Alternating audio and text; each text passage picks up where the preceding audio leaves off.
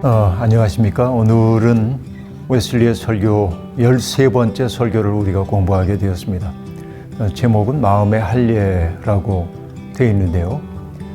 우리가 알다시피 할례라고 하는 것은 유대인들이 자신들이 언약 백성이라고 하는 것을 나타내기 위해서 할례라고 하는 표식을 행했던 전통과 관련이 있죠. 바로 그것이 유대인을 다른 이들과 구별해주는 표징이라고 사람들은 받아들였습니다. 사실 할례라고 하는 게 표징이라고 얘기한다면 어떻게 보면은 형식이라고 말할 수 있겠네요. 우리가 교회를 다니는 교인이라고 하는 형식, 이런 것들도 일종의 표징이라고 볼 수 있겠죠. 주일날이 되면은 성경책을 들고 거리를 걷는 사람들을 봅니다.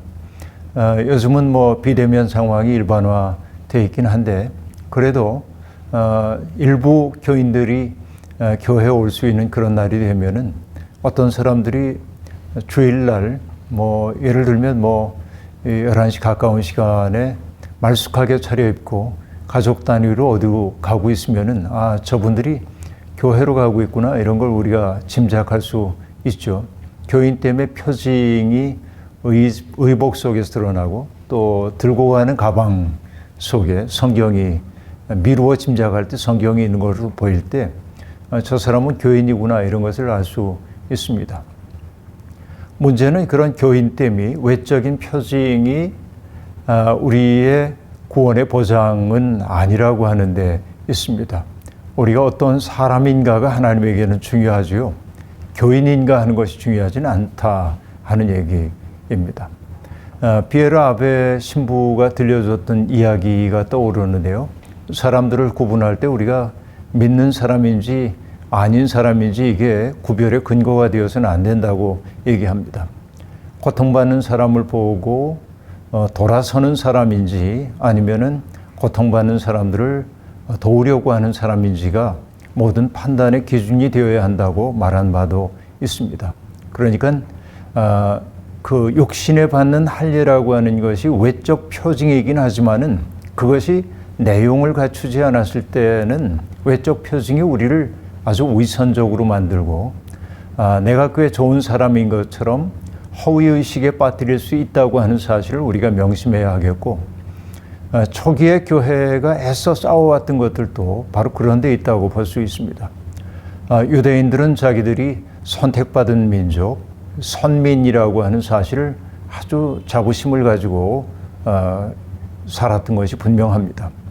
그러나 더 속 깊게 들어가 보면 하나님이 그들을 선택해 주신 까닭은 선택을 특권으로 누리고 살라고 하는 것이 아니고, 아브라함을 부르셨을 때 해주셨던 그 이야기처럼 너희를 복의 매개로 삼겠다 하셨던 말씀처럼, 택함을 받은 사람들이 택함받은 까닭은 그것을 특권화하라고 하는 것이 아니고, 하나님의 꿈을 가슴에 품은 사람으로서 세상을 섬기라고 하는 이야기였는데, 사실 섬기는 일은 어렵죠. 언제나. 그렇기 때문에 사람들은 내용은 제거해버리고 형식에 붙들림으로 내가 꽤 좋은 사람, 괜찮은 사람이라고 생각하려는 경향이 있습니다.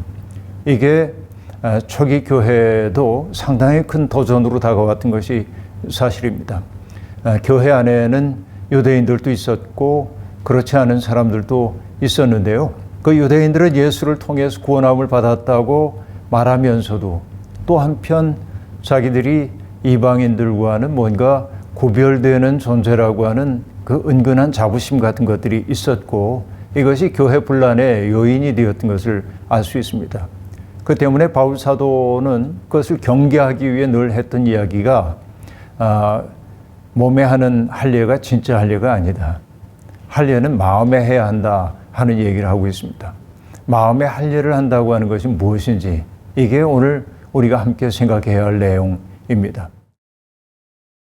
웨슬리는 이 설교를, 마음의 할례라고 하는 설교를 처음 했던 것이 회심 이전입니다. 1733년에 이 설교를 처음으로 한 것으로 그렇게 되어 있고요. 웨슬리가 본문으로 택했던 그 구절은 로마서 2장 29절입니다. 제가 읽어드리겠습니다. 오히려 속사람으로 유대 사람인 네가 유대 사람이며 율법의 조문을 따라서 받는 할례가 아니라 성령으로 마음에 받는 할례가 참 할례입니다. 이런 사람은 사람에게서가 아니라 하나님에게서 칭찬을 받습니다. 라고 말합니다. 자, 겉으로 하는 할례 말고 율법 조문을 따라 하는 할례 말고 마음에 하는 할례가 중요하다라고 얘기를 하고 있습니다. 자, 이 얘기를 요즘에 언어로 얘기하면 어떻게 될까요? 이것은요, 표층적 종교와 심층적 종교라고 하는 말로 나누어 설명할 수 있겠습니다. 표층적 종교,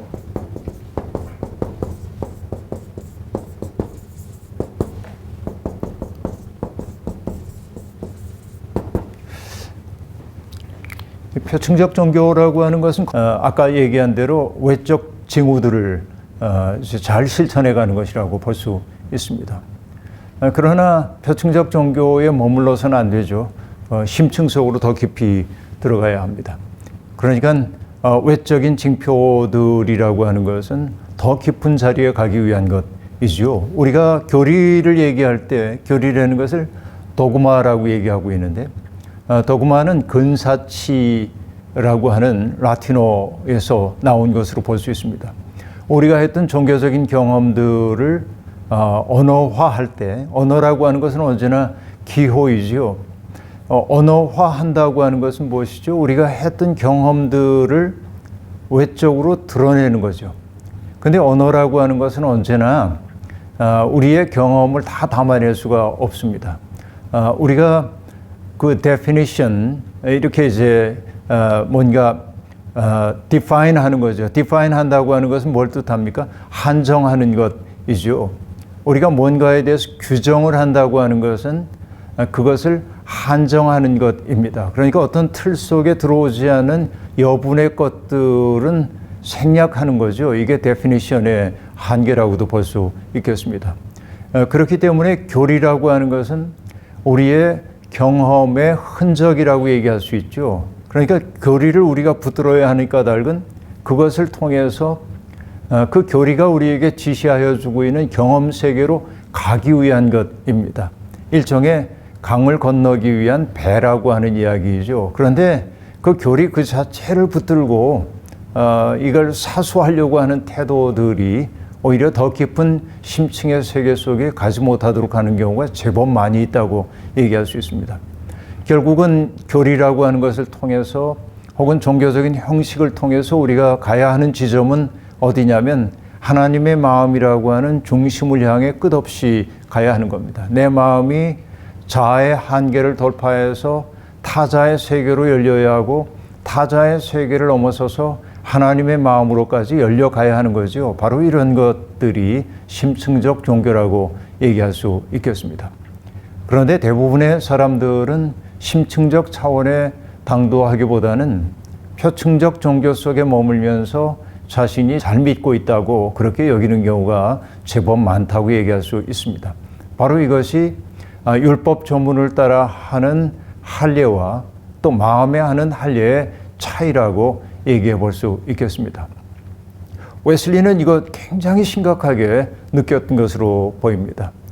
그 당시에 영국의 국교였던 성공회라고 하는 게 아주 종교의 형식이 엄격하게 준수되고 있었습니다.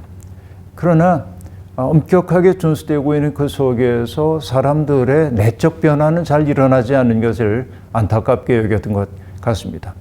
성령의 자유롭게 활동하시는 것들이 제도 속에 고착화되어 있는 것처럼 느꼈던 것이겠죠. 그 때문에 웨슬리는 이런 설교를 했던 것입니다. 자, 결국은 마음의 할례라고 하는 것은 거룩한 사람이 되는 데 있다고 볼 수 있겠고요. 거룩한 삶이라고 하는 것은 어떤 것입니까? 하늘로부터 주어지는 영혼의 기질이라고 그는 이야기를 하고 있습니다.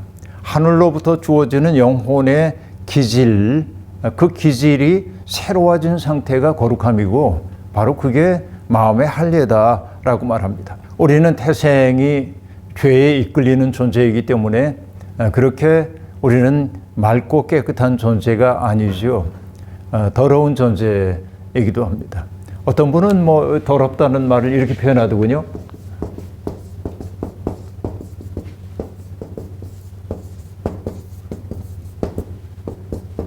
말놀이이긴 합니다만은 덜 없다. 그러니까 자꾸 비워내야 맑아지는데 없음이 부족한 게 더러운 상태다. 이렇게 말합니다. 말놀이이기는 하지만은 매우 흥미로운 부분이라고 볼 수 있겠는데요. 우리는 뭔가로 자꾸만 채우죠. 이게 죄의 본능이라고도 얘기할 수 있겠습니다. 네, 그래서 그 죄로부터 우리들이 깨끗하게 씻겨질 때 거룩한 삶이 시작되죠. 그것은 나 스스로가 씻지 못합니다.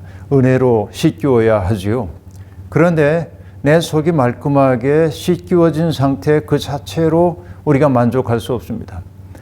예수님이 비유를 통해서도 얘기했지만은 마귀 하나가 떠났는데 그리고 물가로 돌아다니다 보니까 깃들 곳이 없어서 돌아와 보니까 그 집이 맑게 씻겨 있는 것을 보고 동료들을 데리고 들어왔다 하는 얘기 있잖아요. 그러니까 씻음에서 그치지 않고 하나님의 영으로 채워진 상태가 되어야 합니다. 그렇죠? 하나님의 영이 채워지게 되면은 내적 기질이 새로워진다라고 말합니다. 흔히 여러분 많은 사람들이 이렇게 얘기해요. 아무리 예수 믿어도 본 바탕의 성격은 안 바뀌어. 이렇게 얘기하는 경우가 제법 많이 있습니다. 저도 어떨 때 그런 것 같다 하는 생각이 들 때도 있습니다. 그러나 정말 그런 거라고 한다면 믿음의 보람이 어디에 있겠습니까? 그것은 여러분 슬픈 자기 위안에 지나지 않습니다. 변하려고 하지 않는 자기의 그 완고함을 인간은 변할 수 없어라고 하는 말로 장식하는 것에 지나지 않는다. 인간은 변할 수 있고 변해야만 합니다. 나의 기질까지도 새로워질 수 있다는 거죠. 바로 이것이 마음의 할례라고 말하고 있는 것입니다. 그러면 구체적으로 마음이 할례를 받은 사람들의 그 새로워진 생의 내용은 무엇일까? 이렇게 물어야 합니다. 가장 먼저 떠오르는 것이 어떤 것들이 있죠? 믿음, 소망, 사랑. 그죠? 이 세 가지는 늘 있다고 얘기를 했습니다. 믿음, 소망, 사랑. 이것이 바로 하나님 안에서 기질이 새로워진 사람들의 거룩한 품성이라고 웨슬리는 얘기합니다. 그런데 놀랍게 그 세 가지보다 맨 앞에 내놓은 것이 하나 더 있습니다. 마치 플라톤 철학에서 사주덕을 얘기하는 것처럼 네 가지를 얘기하는데 믿음, 소망, 사랑이라고 하는 것 앞에 하나 갖다 놓는 게 뭐냐? 겸손입니다. 마음의 할례를 받은 상태 속에 있는 사람의 그 영적 성질이 겸손이다. 여러분, 우린 겸손하면 어떤 사람 앞에 공손한 태도를 갖는 것, 그리고 자기를 지나치게 드러내지 않는 것을 겸손이라고 생각하기도 합니다. 어떤 사람들이 얼마나 자기 자랑 이제 해나가는데 자기가 얼마나 겸손한 사람인지에 대한 이야기를 하는데 스스로 그렇게 얘기했대죠. 나는 너무나 겸손해서 다른 사람에게 나를 자랑하지 않는다. 이렇게 말했대는데요. 그게 겸손한 건가요? 우리가 물어야 할 대목이 있습니다. 근데 흥미로운 것은 뭐냐면 이 겸손을 뜻하는 헬라어 타파이노프로소네라고 하는 단어입니다. 타파이노프로소네라고 하는 이 단어는 조금 어려운 단어이긴 하지만은 타파이노스라는 단어와 프렌이라는 단어가 합쳐져 있는데 타파이노스라고 하는 단어는 이렇게 되어 있습니다. 제가 찾아본 사전은 영어 사전이어서 이렇게 되죠. Not rising far from the ground라고 되어 있는데 그러니까 땅바닥으로부터 아주 그 멀리 일어서지 않는 그런 상태를 뜻합니다. 다시 얘기하면은 이 타파이노스라고 하는 이 단어는 바닥에 이렇게 엎드려 있는 상태라고 얘기해야 할 겁니다. 바닥에 가까운 상태, 이렇게 둥둥 떠 있지 않다는 얘기이죠. 그리고 여기에 이제 프레노스하고 얘기할 때 프렌이라고 하는 단어는 상당히 흥미로운 단어입니다. 인간의 지각과 판단력을 그 판단력을 장악하는 기관을 뜻하는데 이 프렌이라고 하는 것은 횡격막을 뜻합니다. 그러니까 횡격막으로부터 멀리 떨어지지 않은, 다시 얘기하면은 스스로 누군가를 판단하고 누군가를 함부로 심판하는 자리로부터 멀어진 상태, 이런 것들이 겸손함이라고 얘기할 수 있겠습니다. 어떤 사람이 겸손한 사람입니까? 나라고 하는 존재가 언제나 편견에 찰 수밖에 없는 존재임을 알아차리는 사람이라고 말할 수 있겠습니다. 스스로가 자칫하면 자만심에 빠질 수 있는 존재임을 알아차리는 사람이라고 얘기할 수 있겠습니다. 내가 부족한 것이 없다라고 하는 망상으로부터 벗어난 사람이라고 말할 수 있습니다. 내가 본질적으로 헐벗은 존재이고 그리고 정말 눈먼 존재, 가련한 존재임을 알아차리는 겁니다. 짐짓 그러는 게 아니라 정말로 그렇다는 얘기죠. 나 스스로의 힘으로는 나 자신으로부터 벗어날 수 없다는 사실을 겸허하게 인정하는 것, 이런 것들이 겸손입니다. 그러니까 마음의 할례를 받은 상태라고 하는 것은 내가 얼마나 부족한 존재인가 하는 것을 짐짓이 아니라 마음 깊이 깨닫고, 그 때문에 내가 누군가를 판단하는 자리에 서려고 하지 않는 태도 같은 것들을 의미해요. 그러니까 우리가 마음의 할례를 받은 사람들은 교만할 수가 없는 겁니다. 너무나 자주 우리는 누군가를 판단하고 심판하고 비평합니다. 비평한다고 하는 게 때때로 발전을 위해서 매우 중요한 일이기도 하지만은, 여러분 스스로가 누군가에게 비평받는다고 할 때 그게 유쾌할 리는 없습니다. 왜냐하면 그 말 속에 온기가 담겨 있지 않을 때 더 그렇다고 말할 수 있습니다. 겸손한 사람은 따뜻한 사람입니다. 왜냐하면 자신의 허물과 부족함을 알기 때문에 다른 이들 속에 있는, 눈 속에 있는 티끌을 빼겠다고 하기보다는 그들의 마음속 깊은 곳에 도사리고 있는 슬픔의 시면 같은 것들, 연약함을 보기 때문에 그들의 아픔과 그 슬픔까지도 부둥켜 안으려고 합니다. 이것이 온화함이고 친절함으로 나타날 수밖에 없다는 것이죠. 마음의 할례를 받은 사람들에게 나타나는 두 번째 하나의 기질은 무엇입니까? 그것은 믿음입니다. 너무나 당연한 얘기처럼 들립니다. 믿음이라는 게 뭐죠? 하나님이 대가 없는 사랑으로 우리를 받아주셨다라고 하는 사실을 내가 마음 깊이 받아들이는 것을 의미하는 거죠. 내가 이전에 하나님 앞에 많은 죄를 저질렀지만 하나님이 나의 죄를 용서하셨고, 그리고 하나님으로부터 멀리 떨어졌던 우리들을 당신의 자녀로 받아들임으로 하늘과 땅 사이에 화해가 이루어졌다는 사실을 알아차리고, 그 사실을 누가 일깨워 주냐면 성령께서 내적인 확신으로 우리 속에 불러일으켜 주는 게 바로 믿음이라고 얘기할 수 있습니다. 믿음은 확신입니다. 그런데 하나님이 나를 용서하시고 또 우리를 당신과 화해시키셨다는 사실을 우리가 마음속에 성령을 통해 확고하게 알게 될 때, 안다라고 하는 것은 무엇을 뜻합니까? 삶의 지향이 바뀐다, 이렇게 말할 수 있겠습니다. 그러니까 나의 삶이라는 게 이전에는 내 욕망을 충족하기 위해 하나님을 부르는 삶이었다고 한다면, 이제는 하나님의 뜻을 수행하기 위해 나 자신을 거기에 맞춰가는 삶이 되는 것이죠. 바로 이것이 지향성이 바뀌는 것이라고 저는 말하고 싶습니다. 그리고 믿음의 사람들은 또한 어떠합니까? 패배하지 않습니다. 예수님이 요한복음에서 말씀하셨던 것처럼 내가 세상을 이겼노라라고 얘기했던 것처럼, 지향이 분명하면 세상에서 우리가 패배하는 것처럼 보인다 할지라도 우리는 패배한 것이 아니다라는 사실을 알게 되는 거죠. 자, 여기에 믿음이라고 하는 것은 확신에서 오는 지향이 분명해지는 것이고, 그렇죠? 지향은 곧 우리가 궁극적으로 승리할 것임을 믿어 의심치 않게 되는 거, 이런 것이 진정한 믿음이라고 얘기할 수 있겠습니다. 그렇죠? 그 다음에 마음의 할례를 받은 사람들에게 주어지고 있는 것은 무엇이죠? 진정한 소망이라고 말할 수 있겠습니다. 하나님이 우리 속에 소망을 심어주시는 거죠.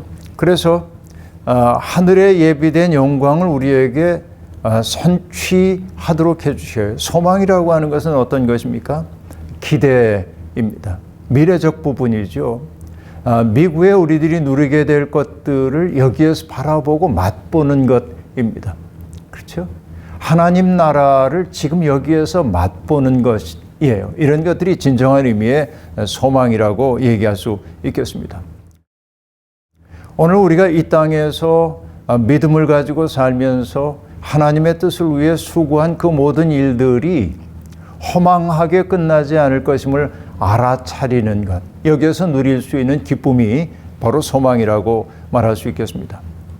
이 소망이 분명히 있을 때 우리는 고난 속에서도 인내하는 삶을 살게 되는 것이죠.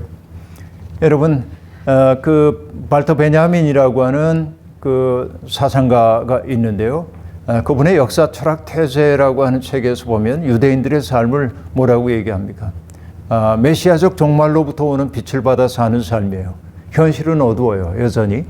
우리가 살고 있는 세상은 혼란스럽고 공허하고 그리고 사람들 사이에 갈등이 가득 차 있는 것입니다. 그 속에서만 바라보면 희망이 없는 것처럼 보입니다. 그러나 눈을 들어야 한다는 거죠. 메시아적 희망으로부터 우리의 현실을 바라보게 될 때 결국 역사가 지향되어야 할 방향을 내다볼 때 절망의 심연 속으로 끌려 들어가지 않을 수 있는 것이지요. 바로 이런 것입니다. 소망을 품은 사람이라야 자기의 일상의 삶에서 진실된 인생을 살 수가 있습니다. 어떤 것이죠? 정욕과 기질이 나를 이끌어가지 못하도록 하는 삶을 살게 되는 것이 바로 이런 소망을 품은 사람들의 삶이라고 말할 수 있겠습니다. 그 다음에 마지막으로 네 번째, 마음의 할례를 받은 사람에게 나타나는 영적 기질, 그건 뭘까요? 사랑입니다. 여러분, 사랑이라는 게 너무 뻔한 상투어처럼 되어버리고 말았지만 그럼에도 불구하고 사랑이라고 하는 게 인간의 본연임은 분명합니다. 그래서 웨슬리는 사랑이 모든 덕의 본질이고 정신이고 생명이라고 말합니다. 그러니까 사랑은 모든 덕의 에센스이고 스피릿이고 그 다음에 라이프이다라고 얘기를 하고 있습니다. 그 사랑, 그렇죠? 사랑입니다. 여러분, 늘 얘기해서 여러분에게 익숙해졌겠습니다마는 율법에 하라는 계명과 하지 말라는 계명을 합쳐서 613개의 조문으로 되어 있다고 했습니다. 그런데 그 조문을 아주 간략하게 뭉뚱그려 놓은 말이 뭡니까? 다 아시는 얘기죠. 하나님을 사랑하고 내 이웃을 내 몸처럼 사랑하라라고 하는 것이죠. 하나님 사랑할 때 어떤 마음으로 해야 하는지 마음을 다하고 목숨을 다하고 힘을 다하고 뜻을 다하여 이렇게 얘기하고 있지만은 하나님 사랑해라, 그리고 이웃을 사랑해라, 이 두 가지의 계명 속에 압축되어 있다고 얘기합니다. 결국 마음에 할례를 받은 사람은 그들 속에 사랑의 샘 하나가 생겨난 것이라고 얘기할 수 있겠습니다. 하나님에 대한 사랑의 마음이 우리 속에 있죠. 그리고 여러분, 늘 하는 얘기입니다마는 내가 누군가를 사랑한다고 얘기할 때 사랑은 서로 잡아당기는 힘입니다. 사랑은 가까워지게 만듭니다. 사랑하는 사람은 눈과 눈을 마주합니다. 마주봄이 사랑의 본질입니다. 마주보고 가까워지게 만들죠. 그렇죠. 이것은 인력입니다. 매력이기도 합니다. 그러나 죄라고 하는 것이 어떤 관계 속에 들어오게 될 때 우리는 뭐죠? 등 돌리게 되고, 그렇죠? 서로에게 멀어지려고 하죠. 죄는 소외시키는 힘이라고 얘기했습니다. 결국은 하나님에 대한 근원적인 사랑이, 그리고 그 근원적인 사랑이 우리로 하여금 이웃에 대한 진정한 사랑으로 표현되도록 만든다라고 얘기할 수 있겠는데요.